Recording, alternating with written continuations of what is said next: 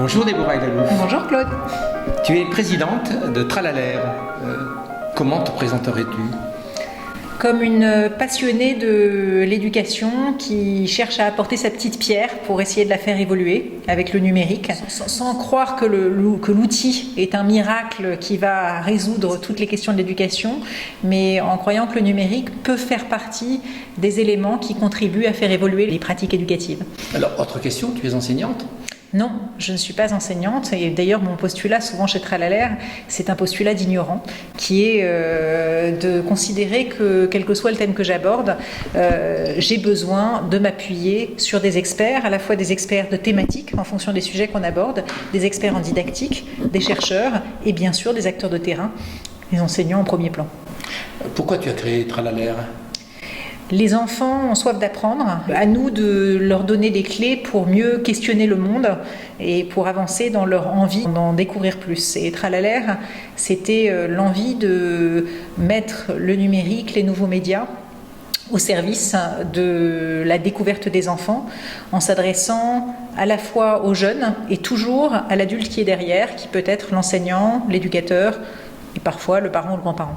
Elle a été créée quand cette entreprise ? Tralalaire est adolescent, on a été créé en 2000, donc on est en pleine, d'ailleurs comme un ado, en pleine transformation aujourd'hui. Mais pas en crise. Mais pas en crise, en questionnement toujours. Ah oui. Mais aujourd'hui Tralalaire c'est 35 personnes qui sont réparties sur 5 lieux en France, à Paris, dans le Pays Basque, à Lille, à Poitiers, à Lyon, et avec chacun des domaines de spécialisation et avec un développement sur plusieurs métiers qui vont d'un métier de producteur où on a des convictions, des projets qu'on a envie de défendre et dans ces cas-là, à l'instar d'un producteur audiovisuel, on va aller réunir les partenaires qui permettent de réaliser ce que l'on souhaite réaliser et également une vision d'édition numérique éducative qui est apporter des solutions au réseau de l'éducation au sens large. Cette entreprise multifacette nécessite des modèles économiques, je suppose, variés. 35 personnes, c'est lourd. Quels sont vos modèles économiques ? Alors on doit s'inventer et se réinventer en permanence au niveau des contenus, au niveau des approches pédagogiques, mais aussi au niveau des modèles économiques. D'un côté, un modèle de producteur, comme je disais tout à l'heure. On fait d'ailleurs des productions de séries audiovisuelles avec une caractéristique qui est qu'elles ont comme ambition de transmettre. Une série My Little Songs pour initier les enfants à la musicalité de la langue qui est produite pour Canal l'année dernière, cette année autour de la culture numérique, culture des codes. Donc d'un côté un métier producteur avec l'économie du producteur, de l'autre côté l'ambition de vendre des ressources numériques éducatives. C'est le cas de l'offre Vincelou que l'on lance cette année à EduSpot. Vincelou existe déjà quand même, vous dites vous le lancez là maintenant. Alors absolument, Vincelou grandit. Vincelou on l'a lancé comme on le fait souvent d'ailleurs sur des productions. C'est un projet qui a évolué avec son usage, qui a suscité une assez vaste appropriation du monde éducatif et du terrain, parce que je pense qu'on permettait d'aider à aborder des sujets avec lesquels les enseignants et les éducateurs ne sont pas toujours complètement à l'aise. Les filles et les garçons, le handicap, l'éducation au numérique, dès qu'il y a un sujet, là en ce moment on est en train de travailler sur la laïcité et le fait religieux, dès qu'il y a un sujet un petit peu délicat, on aime bien.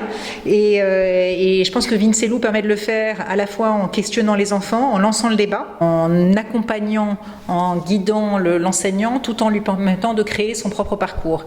Et en fait, on a été très à l'écoute de ce qui se faisait sur le terrain avec nos ressources. On s'est rendu compte que les vidéos permettaient de manière très efficace de lancer le débat, mais qu'il était intéressant de proposer des parcours construits, que l'enseignant puisse personnaliser et qui permettent aussi à l'enfant de créer un résultat. Et on a proposé un outil de création de bande dessinée collective qui permet notamment à l'enfant de retransmettre ce qu'il a compris et ce qu'il a vécu de l'enjeu qu'il vient de découvrir. Donc d'être producteur. donc d'être producteurs. Les ressources numériques ne sont pas là pour enfermer l'enfant dans l'écran, mais sont là au contraire pour lancer le débat entre l'enfant et l'adulte, mais aussi entre les enfants, un support d'animation collective et également un outil de production qui va être possible de partager avec des tiers. Alors donc des thématiques extrêmement diverses. Des thématiques très diverses puisque l'ambition de Tralalaire, c'est d'aborder les grands enjeux de société à hauteur d'enfant.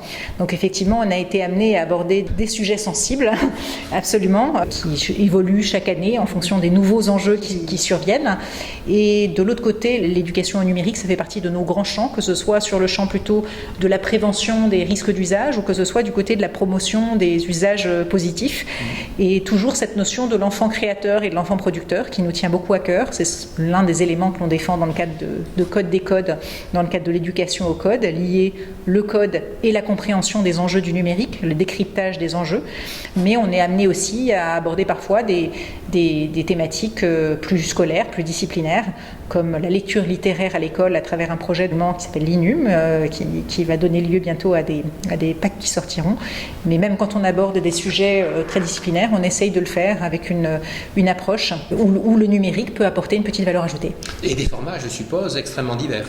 Des formats très divers qui vont de la série audiovisuelle, la série Rich Media, au Serious Game pour animer des débats avec les adolescents, à l'outil participatif qui permet à une communauté d'enfants de réfléchir ensemble, à l'outil de création et de production et de partage, qui est l'un des leviers qui nous tient à cœur dans les leviers d'apprentissage. Si on a deux mots-clés à travers nos ressources, c'est éducation critique et pédagogie active.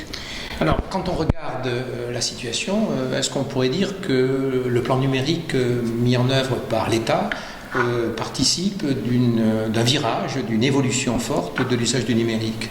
Et est-ce que vous, votre entreprise, trouve sa place dans ce schéma-là? Les politiques numériques éducatives ont permis de marquer une vraie volonté d'accompagner la transition numérique de l'école. Il reste beaucoup à faire.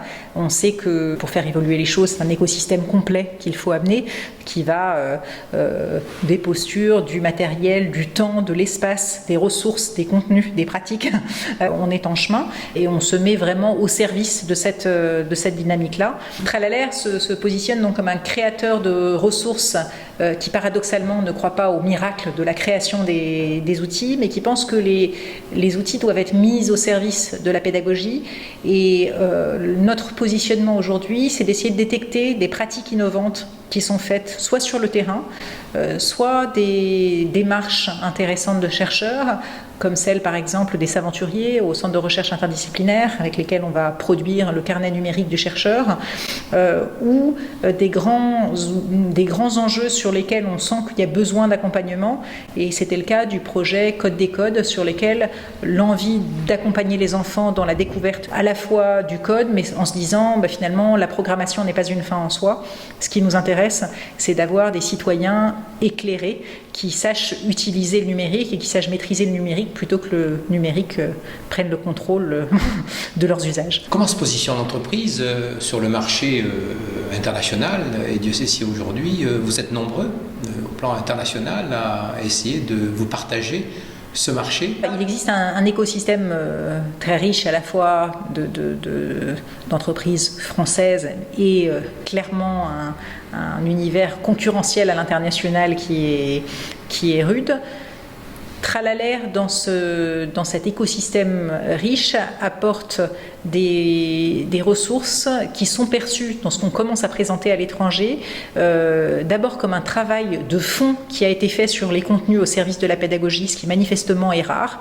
Et dans notre dernière présence à Londres, au salon, on s'est rendu compte que cette démarche avait un vrai élément différenciateur et qui ensuite sont probablement les marqueurs d'une pédagogie à la française, entre guillemets, qui se démarque un petit peu des apprentissages qui sont faits dans le monde anglo-saxon, même si on s'en inspire également.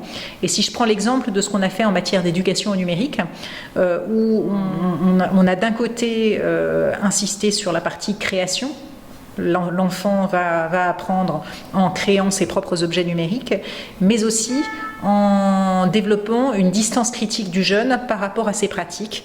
Et par exemple, dans un jeu comme GameCode, à la fois l'enfant crée son jeu vidéo, mais on en profite pour lui faire prendre de la distance par rapport à ses pratiques vidéoludiques et se dire, tiens, créer un jeu, je vais travailler le game design, ça veut dire que je vais travailler les frustrations du joueur à bon niveau pour que ce soit motivant et que ça fonctionne en même temps. Et donc, c'est ce qui se passe avec moi quand je joue à un jeu. Et en fait, on s'est rendu compte que cette approche-là à l'international suscitait un grand intérêt.